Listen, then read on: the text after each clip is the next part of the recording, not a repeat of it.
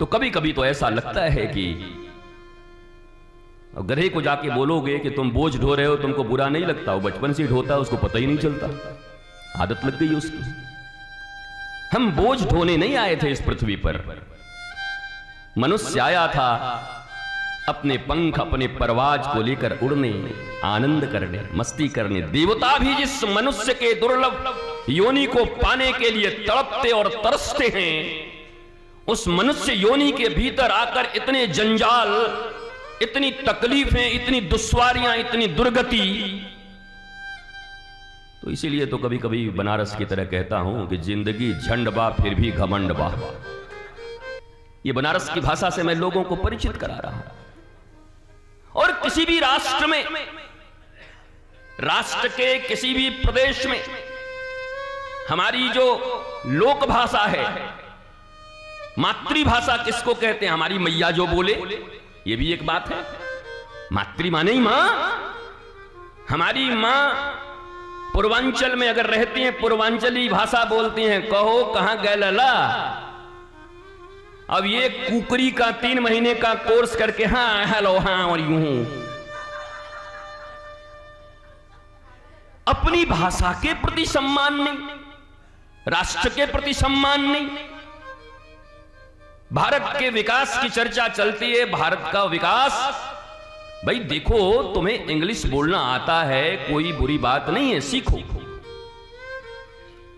लेकिन एक बच्चे के मन को कैसे भारतवर्ष में कलुषित किया जा रहा है, जरा मैकोले के उस बात को समझो। मैकोले ने सिर्फ अपने पिता को ही नहीं कहा था,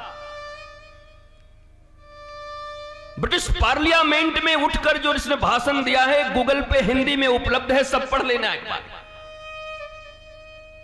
सबको पढ़ना चाहिए। उसने कहा सांस्कृतिक रूप से, भाषिक रूप से भारत कभी आजाद नहीं होगा। मैं 10 से 15 वर्ष तक पूर्व से पश्चिम, उत्तर से दक्षिण भारत में घूमा हूं। वहां की शिक्षा और संस्कृति की जड़ें इतनी मजबूत है, ये मैकोले लिख रहा है, कि उस देश को गुलाम बनाए रखना इस दुनिया के किसी भी सामरिक शक्ति संपन्न देश का शक्ति नहीं हो सकता, सामर्थ्य नहीं हो सकता। लेकिन जरा सोचिए कि मैकोले ये भी लिख रहा है कि हमने दीमक लगा दिया है, अंदर अंदर दीमक खोखला कर रहा है भारत के संस्कृति को, भारत की भाषा को। कुकरी का कोर्स करके 3 महीने की बहू आकर के जो हमारी मां एक साथ 40-40 लोगों का भोजन बना दे और बिना देखे भी हिंग डाल दे, तो ना ऊंचा हो सकता है ना नीचा हो सकता है। इतनी निष्णात, इतनी प्रवीण, साधारण रोग बुखार, ये तो मां के किचन में, दादी के किचन में, अभी नहीं, दादी के घरेलू नुस्खे वो सब उपस्थित थे। और ये सिर्फ हाय हेलो, और लोग इनको बड़े प्रतिष्ठा की दृष्टि से देख रहे हैं, क्योंकि बालकों के मन में क्या लिखा?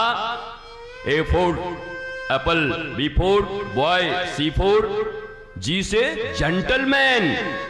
और जेंटलमैन जब बना हुआ है तो देखना किताब में एक फ्रॉक पहन के लड़की खड़ी है और एक टाई कोट टोपी पहन के, सूट पहन के आदमी खड़ा है। जब छोटा सा गांव का बच्चा ये पढ़ता है तो धोती कुर्ता में देखकर अपने पिता को सोचता होगा ये तो जेंटलमैन नहीं है, जेंटलमैन तो ऐसे होते हैं। वो किसी ऑफिस में काम करने वाले एक नंबर का कोई करप्ट आदमी जो कोट पहनकर आता है वो तुमको जेंटलमैन लगता है, और अपने हाथ अपने खून पसीने से परिश्रम करके तुम्हारे पिता धोती कुर्ता पहनकर खेतों के सीने को चीर कर तुम्हें अनाज खिलाते हैं, वो तुमको जेंटलमैन नहीं लगते। ये भारत की शिक्षा व्यवस्था है, इस पर कभी हमला हुआ। इसलिए मैकोले ने लिखा है, चिंता मत करो, मैंने काम कर दिया है, जड़ में मट्ठा डाल दिया है, और धीरे धीरे वृक्ष सूखेगा ही, और सूख रहा है। और सूख गया है। भारत के भविष्य का और भारत के भाग्य का और भारत की एक, क्या कहूं मैं, शायद ऋषियों की प्रार्थना है कि विगत 8, 10, 12, 15 वर्षों से कुछ एक आशा की किरण दिखाई पड़ रही है कि सनातन संस्कृति और हिंदू संस्कृति का उद्भव हो सकता है। मैं जोश के लिए आपको कह सकता हूं, पर वास्तव में विषय बड़ा चिंतनीय है,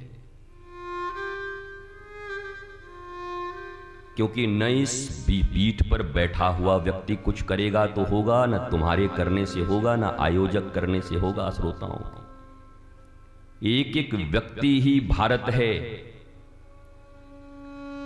तुम एक किसान बटे 135 करोड़, मैं एक व्यास कथाकार की भी महिमा। अब कथावाचक बोलने से ये लोग कैसा समझते हैं बताओ? कथा शब्द कितनी प्यारी थी, लेकिन हमने कैसा बनाया है धीरे धीरे। और हमने क्या बनाया है? हम तो थोड़ा कम बना रहे हैं।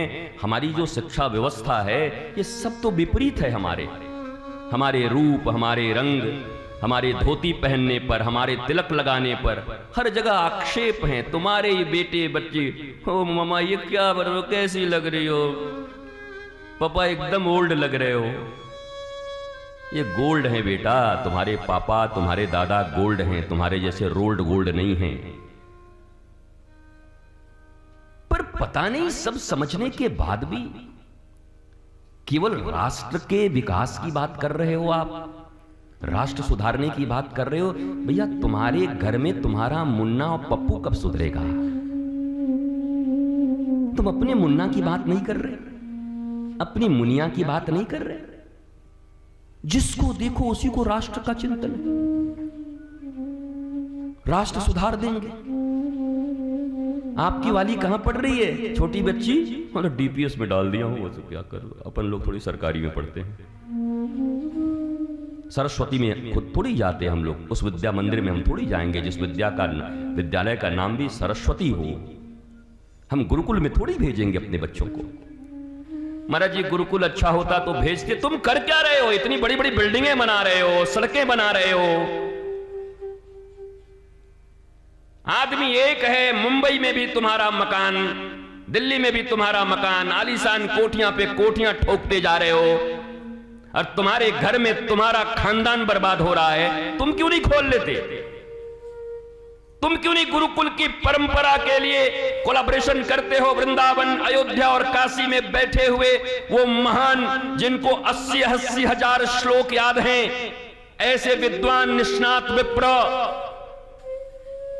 लेकिन उनको खाने की भी तकलीफ है।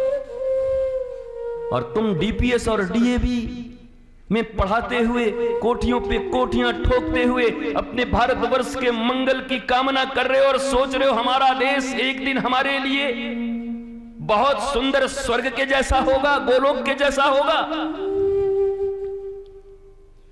हमारी तो बड़ी इच्छा रहती है कि हम अपने बच्चों को गुरुकुल में पढ़ा दें, लेकिन अब महाराज जी गुरुकुल है कहां? तुम क्या कर रहे हो? है कहां? सब सरकार करे, तुम क्या कर रहे हो? क्यों नहीं प्रत्येक गांव में, पंचायत में, शहरों में, नगरों में जातियों के भवन तो बड़े बड़े बन गए।